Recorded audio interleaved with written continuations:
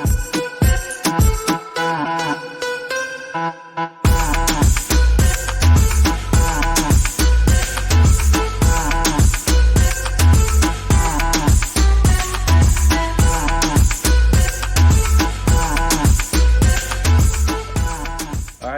here with Daniel Velasquez, and we're here with him at C21 Realty Masters in the city of Norwalk.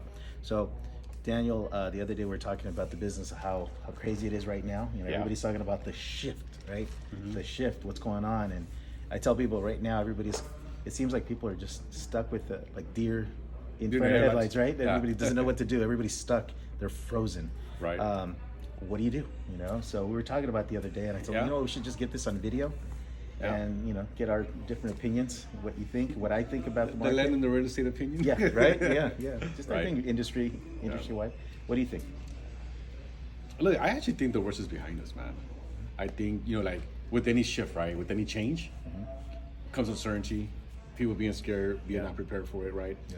And like, even though we're talking about it, like a few people are saying we're not in a buyer's market now, or the buyer's market is gonna happen at the end of the year. I think we've been in a buyer's market since April, honestly. Yeah. You know, like it's funny because you can tell that the market has shifted because December, January, you start seeing offers, you know, being accepted, you know, multiple offers out there, and then it kind of slowed down, it kind of shifted. You kind of see like, you know, you don't have to release appraisal, you don't have to, you know, release your loan contingency, and that lets you know the market has shifted, right? Right. Well, one of the things that we realize is that sellers are starting to pay for closing costs. They're actually not asking for above asking price. Right. You know? I think it was very common the last couple of years for agents to post 50,000 over value, right, over listing, you know, and exactly. We're not seeing that anymore. Yeah, and that lets you know that the market shifted. Yeah. You know, it lets you know that the craziness of 20 to 24 months ago is not there, because last year was worse than 2020 when COVID happened. Yeah. 2020 COVID happened, 3 months of like, okay, let's figure this out. Then it just opened up, and then last year it really opened up. Right. You how know, how many offers? What was the record for you, and how many offers did you get? On one of my listings, we had 27. 27? On one of them. One of the agents that I work with, the record for him was 74. Oh, dang. 74 offers on one property. I believe it. Early last year. Yeah. And he didn't even have enough time to answer everybody because he's got so many offers. You know, they were just kind of picking and choosing who they're going to take. See, and that's lets you know that when you go from 20 to 30 offers on one property, and you go down to like 5 to 10, it lets you know you shifted. And like, I don't know what the big debate is, right? I don't know what the big debate. It doesn't matter whether you go from like 15, 30, 60 offers, you just need one. Yeah. But it lets you know the market has shifted when you go from 74 down to 10. It's still double digits, but it's still not 74 offers, right? Yeah. And that, look, man, I think we've been in this market, like I said, man, since March or April, you know, and I saw it in Norwalk.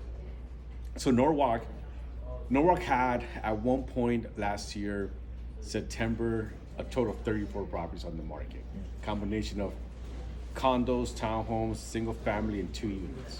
So if the category had 4 open to the, you know, of those, most of them were condos and townhomes, because that was going, right? That was the thing to do.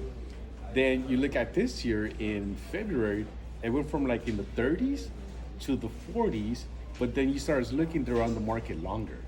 Once the rates went up in February, that's when people got scared. Like, you know, and the thing is, it went up, but it wasn't like a dramatic change. It wasn't like it went from like 3 to like 5%. Right. It just went from like 3 to like 3.5%. Right. It wasn't a dramatic change, right? It didn't start changing until actually March. Right. It seems like from March all the way through June, the rates just escalated. Right. Yeah. But you know, it was that increase, but because people got so comfortable. Yeah. The rates in the 2s and the 3s, they're like, oh, what's gonna happen now? Yeah. Like, no, I get clients. Oh no, we'll just wait until they get back to the 2s. Yeah, they're not going to. They're not going to, because look, even when we had the Great Recession of 2007 and 8, really 2008. Yeah. Rates never got to the 2s. No. That I can remember. No. They were like in the mid 3s, you know, around there somewhere, if I remember correctly. And what people don't understand is, and I said this before, right? You don't ever want to get political when you're talking finance, but COVID happened at that time. That administration did whatever they could to calm the markets from going to where they were going to go. Then the current administration took too long to raise rates. Right. And when they raised rates, they were so aggressive because inflation. One was trying to prevent a recession. The other one now is trying to prevent, okay, wait a minute. We're going to prevent inflation, so we have to raise the rates even though inflation's already there. One was trying to prevent a recession from happening and get the economy going, right? So there was a lot of money in the market. Eventually, it's going to happen. You have to raise rates. Even before COVID, rates were already on the rise because the market was slowing down. And then this happened. And you have to do whatever you can to keep the economy going. You don't ever want to get political on it, but the reality is when rates are high, eventually they have to go down. When rates are high, low, they have to go up. Right. It's the question always is, when does it happen? In this case, it just happened this year. Yeah, and these kind of changes don't happen overnight, like you said. I mean, they're gradual, but I think a lot of people just get stuck with, deer in front of headlights, right? They're like, I don't know what to do, And I think as real estate agents, as professionals, lenders, we have to be the better person. We have to be able to help those clients, guide them through, and say, hey, look, rates went up, but it's still better than renting. No, it's and that too, right? But someone has to be the cool, level-headed person in the room. It's like someone has to be that person, because if you start screaming the sky is falling, look, it's not falling. The reality is that we have seen rates. We've seen them in double digits. We've seen rates in the single digits. We've seen rates, like this is the lowest I've ever seen rates. Like I've never seen a rate in the twos. I have a client that refinanced 3 units in 2020, November 2020 at 1.99 non-owner occupied. Units. 3 units in Inglewood at 1.99. Like you will never see that. I don't think I've ever seen it in my lifetime. No. Unless something drastically happens, right? So it's only a matter of time before rates were so low that they went up. Now, granted, they went up so fast that I think it spooked a lot of people. But you want that, because all those people that were in the market because rates were low, they're gonna fall out. And it's left with a true, genuine buyer, that true client, that true buyer who really wants to buy, who can't afford to buy, and then it leaves the sellers on the market like, okay, I want to sell because I need to sell. It leaves those, and those are the ones you want to capture. But going scared, why? I know. You don't want to do that. No, those are the things that we've been realizing in the market, that shift happens. Right. It's happened all the time. I've been in the business now 30 years. I know. Okay. Dating myself, man. 30 years. I got in the business in 1992. 1992, when I got in the business, we actually were going through a shift. I had no idea what that even meant. Right. So I just, they told me make calls. Just make calls. In front of people. Worry about buyers instead of refinances, because the refinance market had already collapsed at that time. Right. I didn't even know what the difference was. I didn't even know how to spell. I didn't know mortgage had a T in it. That's how. See, look, and it's funny, right? Because on your end, you see it the total opposite of what we see. So you have a refinance market, and then you have a purchase money market. On our side, we have a listing market and a buyer's market. That's the only two sides that we see. So the seller's market typically happened right after COVID. Rates were low, people were competing for the same house, low inventory, seller's market. Okay, now you're in the buyer's market, total opposite. More inventory, higher rates, less people are available for that house.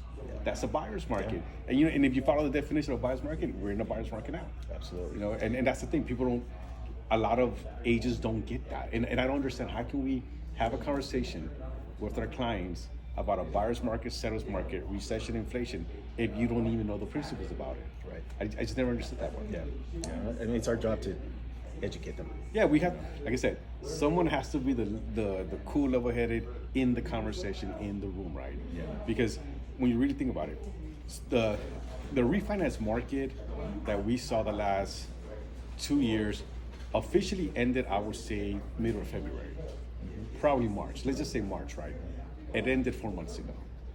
Prior to that, all that purchase money, people buying homes, those that were able to qualify because the rates were low, that can max out. You go from like a $500,000 purchase, now your rates are low, you can go to like 550, 560, 575.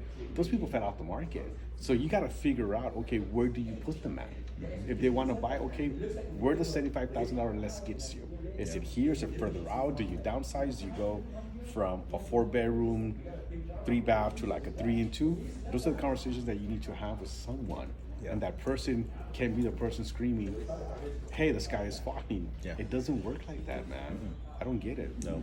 Yeah, and we're going through the same thing. A lot of clients wanted to put everything on hold because they feel, the rates they did. I mean, they did go up significantly in a short time, right? So we had clients that qualified, and all of a sudden, sorry, now you qualified for a house that's $30,000-$40,000 less in a matter of days, right? So a lot of us couldn't even keep up with that. We were trying to qualify clients on a weekly basis. We were having to check their income again every single week because every week we're telling them now it's $10,000 less, now it's $5,000 less. So it's pretty crazy, and we haven't seen that. See, look, and this is not a sales pitch. I honestly believe when you can buy a house, buy the house.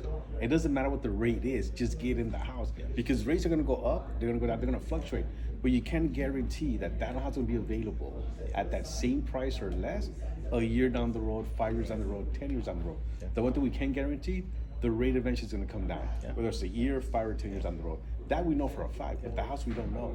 So why stress out over, okay, well, I'll pick it up when the market crashes. Let's just say it goes down 5%. Well, that 5% is going to cost you more than the rate. That's right. When it's all said and done. Same thing. Yeah. It's a different market. I tell people, marry your house, marry your house, date your interest rate, right? Because you're going to be changing your rate. Right.